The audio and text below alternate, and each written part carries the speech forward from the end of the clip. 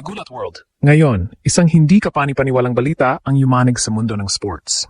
Ang ating 20-year-old Pinay tennis sensation na si Alexandra Ala ay nagbigay ng mating shockwave sa tennis world nang talunin niya ang world number 6 na si Jasmine Paolini sa Dubai Championships noong February 2026 at nitong March lang, sunod na binagsak ang world number 4 na si Coco Gauff sa Indian Wells. Grabe, mula sa pagiging underdog, naging giant slayer na ang ating pambato. Mula sa straight sets domination kay Paolini na 6-1, 7-6 hanggang sa retirement win kay Gauff na 6-2, 2-0 dahil sa injury, kitang-kita ang superior play ni Alex.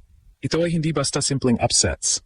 Ito ay isang malakas na deklarasyon na handa na siyang sumabak sa kampanya para sa Grand Slams at mas mataas na WTA rankings. Sa script na ito, tatalakay natin ang bawat aspeto ng kanyang makasisayang panalo, ang damdamin ng mga fans, at ang matinding inspirasyon na ibinibigay niya sa ating nasyon. Isipin niyo, mga kaibigan, isang batang Pinay laban sa mga top seeds na may milyon-milyong dolyar sa endorsements at sandamakmak na major titles. Pero si Ila, gamit ang kanyang pinpoint serves at unyielding baseline rallies, ay nagawa ang imposible. Sa Dubai, ang crowd ay umaungal na parang nasa loob ng Araneta Coliseum. Punong-puno ng mga Pinoy na sumisigaw at nagdarasal para sa bawat puntos. Ang bawat hataw ni Alex ay naramdaman ng lahat bilang isang national prayer. Pagdating naman sa Indian Wells, mas naging intense ang laban. Mas kaunti ang errors ni Alex, mas agresibo siya, at pinilit niya si Gauff na magkamali ng paulit-ulit hanggang sa hindi na makatagal ang American star dahil sa pananakit ng braso. Ang shockwave na ito ay nagparamdam sa lahat na si Alex Ayala ay hindi na lang basta isang prospect, kundi isang ganap na banta sa mga elite players ng WTA. Sa likod ng mga tagumpay na ito ay ang matinding career versus bansa struggle. Mula sa ITF circuit hanggang sa WTA big leagues, hinarap ni Alex ang matinding pait ng pagkatalo, gaya ng naunang heartbreak sa Dubai quarterfinals, kung saan natalo rin siya kay Gauff. Ngunit bumalik siyang mas malakas, dala ang kilalang Pinoy resilience. Ang kanyang suitcase life ay suportado ng kanyang mga magulang na ibinibigay ang lahat para sa kanyang pangarap. Sa bawat laro, kinagawang home turf ng mga fans ang bawat tennis court sa mundo. Ang mga global fans ay sadyang tuliro. Paano nagagawa ng isang rising star mula sa Pilipinas na paghiwa-hiwalayin ang depensa ng mga veterano? Ang emosyon ay sadyang abot langit. May gulat sa kanyang maturity, mangha sa kanyang talento, at kahit may simpatya sa mga injured opponents, hindi may tatanggi na si Alex ang nagdomina sa laro. Ito ay hindi lang basta laro. Ito ay pagbuo ng legasya mula sa pagkatalo patungo sa matinding pag-asa. Grabe ang shockwave. Ang pride ng Pilipinas ay tunay na ginalaw ang universe. Sa Dubai, straight sets na 6-1, 7-6 ang ginawa niya, kung saan nag-save pa siya ng match point sa tiebreak, habang ang mga Pinoy fans ay nagdiriwang na parang piyesta. Sa Indian Wells, mas naging dramatic ang eksena, 6-2 sa first set at 2-0 lead sa second nang mag-retire si Gauff. Pero bago pa man ang injury, kitang-kita ang improved game ni Alex. Mas kaunti ang misses at mas matindi ang power sa rallies. Picture this. Isang young Pinay, ranked number 32 lang, na tumatapak sa WTA 1000 arenas laban sa mga may Grand Slam pedigrees. Pero si Ala, gamit ang kanyang fierce forehand at smart court IQ, ay nag-deliver ng unexpected triumphs. Ang stadium sa Dubai ay naging sentro ng Filipino energy, kung saan ang bawat point ay naging simbolo ng ating pambansang lakas. Ang ultimate struggle ni Alex na career ambitions versus national duty ay sadyang kahanga-hanga. Sa edad na 20, nilalakbay niya ang mundo dala ang kanyang maleta, suitcase to suitcase, habang ang buong bansa ay nakasubaybay. Ang heartbreak noong nakaraang buwan sa Dubai ay hindi naging hadlang, kundi naging mitsa para sa kanyang paghihiganti sa Indian Wells. Ang mga global opinions ay nag-highlight sa kaibahan ng batang talento laban sa mga established stars. Pride sa kanyang growth at sorpresa sa kanyang maturity. Ito ang mga katagang namutawi sa mga tennis experts. Ramdam ng mga fans ang inner fire ni Alex na tila nagsasabing, I have to give everything para sa mga kababayan niyang walang sawang nagdarasal para sa kanya.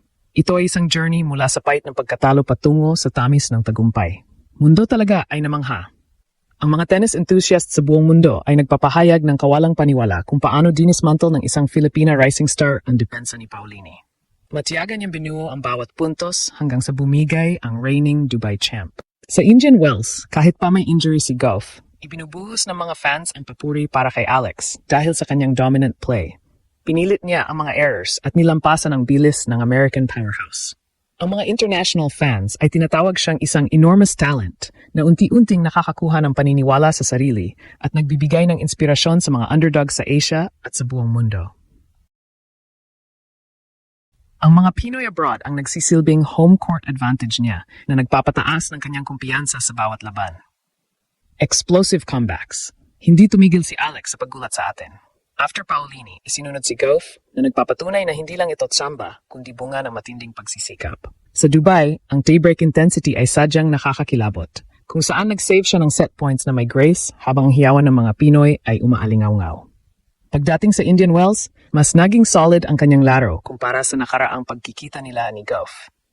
Kitang-kita ang transition mula sa isang prospect patungo sa pagiging isang tunay na WTA contender. Isang Pinay teen idol ang tila kumakain ng mga top 10 players para sa almusal. Ang status ni Paulini at ang power play ni Goff ay parehong hindi umubra sa determinasyon ng ating pambato. Ang conflict ng career versus bansa ay lalong tumindi dahil aminado si Alex na nakakaramdam siya ng kaba sa malalaking stadium. Pero ang kanyang motibasyon ay ang mga fans na nag-aabang sa kanya. Mula sa ITF anonymity hanggang sa WTA spotlight, ang resilience na trademark ng Pinoy ay kitang-kita sa kanya. Ang mga global reactions ay puno ng pagkamangha sa kanyang humility post-win. Yung tipong hindi niya inaangkin ang buong tagumpay dahil sa injury ng kalaban, pero ang totoo ay sadyang superior ang kanyang pinakita. Ang struggle na ito ang nagbibigay ng inspirasyon sa lahat. Ang suporta ng kanyang magulang at ang pagmamahal ng mga fans ang nagpapadama sa kanya na hindi siya nag-iisa sa bawat laban. Buong mundo ay buzzing na sa pangalang Eala. Ang mga tennis fans ay nagulat sa back-to-back top 10 scalps na nakuha ni Alex, na nagpapakita na siya ay isang trailblazer na binabago ang women's game gamit ang bilis at lakas. Sa Dubai, ang hiyawan ng mga Pinoy abroad ay naging paksa ng diskusyon globally. Ang mga papuri para sa kanyang improved play ay patuloy na bumubuhos, at ito ay nag-i-spark ng usapan tungkol sa potential rivalries sa hinaharap. Ang mutual respect na pinakita nila ni Goff post-match, ang mga warm embraces at well wishes ay nagpapakita ng kanyang class bilang isang atleta. Ito ay may ripple effect na nagpapalakas sa loob ng lahat ng underdogs sa mundo. Legacy in motion. Ang bawat shot na ibinibigay ni Alex ay senyales ng kanyang pag-akyat sa WTA Elite. Pagkatapos ng laban sa Dubai, ang kanyang emotional reaction at ang mga luha ng kagalakan sa gitna ng hiyawan ng crowd ay tunay na nakakaantig ng puso. Sa Indian Wells, ipinakita niya ang kanyang class sa pamamagitan ng pag-applaud kay Goff habang papalabas ng court. Ang epekto ng kanyang mga panalo ay dambuhala. Mula sa number 32 rank, isa na siyang ganap na potential top 20 chaser. Ang mga upsets na ito ang nagpapamangha sa lahat at nagpapatunay na ang talent ni Eala ay hindi na mapipigilan. Ang ultimate clash sa pagitan ng personal na career at national pride ay matagumpay niyang na-resolve, kung saan ang kanyang maturity ay nagningning ng husto